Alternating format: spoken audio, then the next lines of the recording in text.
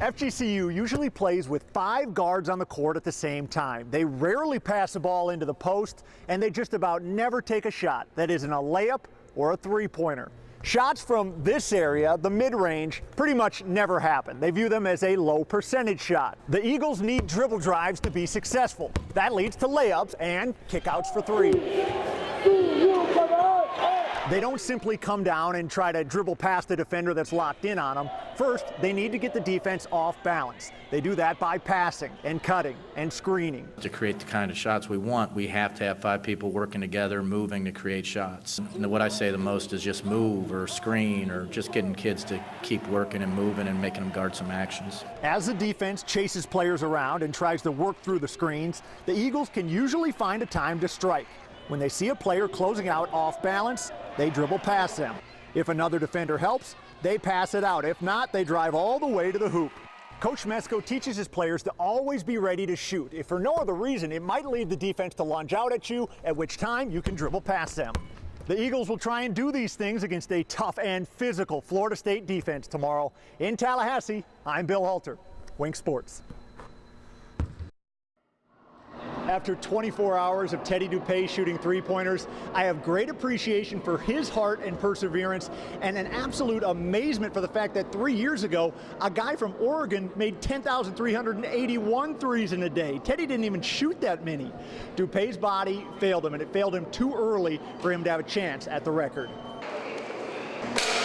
Every good shot ends with a flick of the wrist.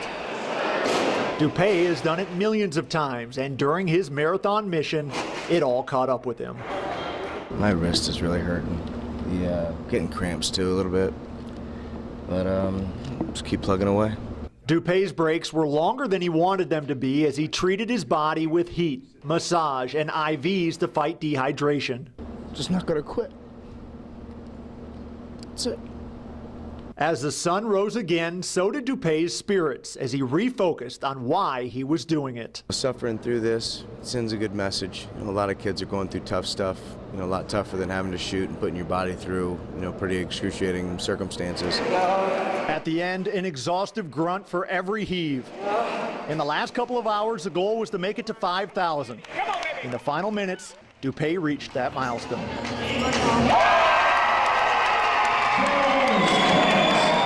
Everybody's going to get to that point where even though you say you're not going to quit, a logical person would quit. And that's where being, unlogical and just sticking to your guns. You're never going to win when you quit.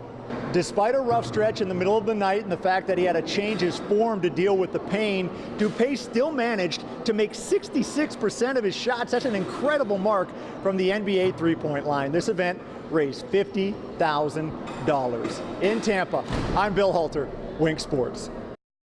If the Buccaneers can make the playoffs this season, not even win a game, but just make the playoffs, it will be a success. I think even the most ardent Bucs fan would agree with that. If you want to make the playoffs, though, you need to win home games against the Rams. The Tampa defense allowed a long touchdown its first time out, but got it back on LA's second possession. Quan Alexander steps in front of the Case Keenum attempt, 38 yards to pay dirt, but Roberto Aguayo missed the extra point. He also missed a field goal later on. Bucs up 13-10 in the second quarter. Tight end Austin Seferian-Jenkins was released on Friday after being arrested for DUI. Well, Jameis Winston still has Cameron Brate to throw to. 20-10, Brate had 2 TDs. It's looking good for the home team, but the Rams cashed in a turnover for a touchdown right before the half. They scored again in the third to take a lead, and then Winston stripped Ethan Westbrook 77 yards the other way, and the Bucs are now down 11. The deficit was 37-32 when lightning struck, emptied the stands. It was an hour delay. Finally, they were back to action, and Tampa has a chance here trying to complete the comeback, and Winston drove them down to the 15-yard line, but they didn't manage the clock very well and couldn't punch it in. Bucs lose 37-32. The lesson our team needs to learn is that every week's a battle. I mean, it doesn't matter who the other team is, and our culture is not where it needs to be. And that starts with me. I'm the head of that. One of the things that was pretty jarring is all the empty seats for the home opener, but I guess that's what you get when you have a 9-year playoff drought. The 1-2 Bucs host the Broncos next week. In Tampa, I'm Bill Halter, Wink Sports.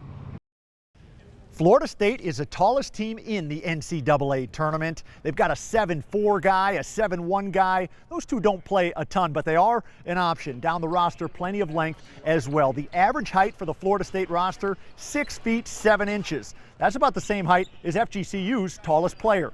I think that's our strength, being long and blocking shots and altering shots. I think that's exactly what we're going to do. We didn't really shoot very many layups in practice because we can't simulate that. There's no way for us to, not with our scout team or anything like that. The height will likely be a shock to FGCU's system. When you're used to seeing this field of vision, and now you're seeing this when you look at the hoop, it's likely going to take a while to get used to. We're playing against trees down there. Once the game starts and we all get comfortable, it'll get easier for us. So what can you do to minimize height? Well, number one, be physical. You can control length and prevent jumping when you're pushing it backward. That applies to screens as well. Lay a body on that big target to free up your shooters. That's our main focus really, is three-point shooting at this time because of their shot blocking, and yeah, we just need to make open shots for us to stay in the game. The Florida State players and coaches pointed out that FGCU plays as a team, and that's what they're going to need. Everybody working together, and maybe they can pull this upset off. In Orlando, for Wink Sports, I'm Bill Halter. The great ones are in competition. Both kids, I'm sure, are going to step up to the plate. Two superstar talents, game breakers of similar size and ability. Which one's better? Probably depends on what side of the Caloosahatchee you're on.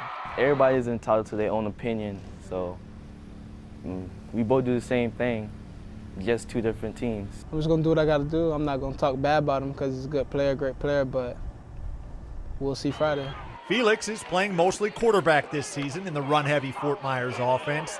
He went over 200 yards rushing in the Greenies' season-opening loss at Palmetto. When you prepare for a guy, a skill set of Darian, it's going to keep you up at night because of different ways that you can get him the ball. He's harder to key on. North Fort Myers didn't have a preseason game, and its opener against Riverdale was canceled just after White broke off an 80-yard first-quarter touchdown. White was corralled for the first 5 games of last season because of this. He's definitely busting at the seams to show, everybody, just what he's capable of over the long haul. He's really in tune with making a statement, this year, both on and off the field. The athleticism for each is off the charts. 505. Both have been putting in the time to become more cerebral players as well, and they know the true winner of this one-on-one matchup will be whoever can celebrate with his team afterward. We get the W, that's all I'm worried about. I really do feel like we're going to beat them. Yes, we're going to beat Fort Myers.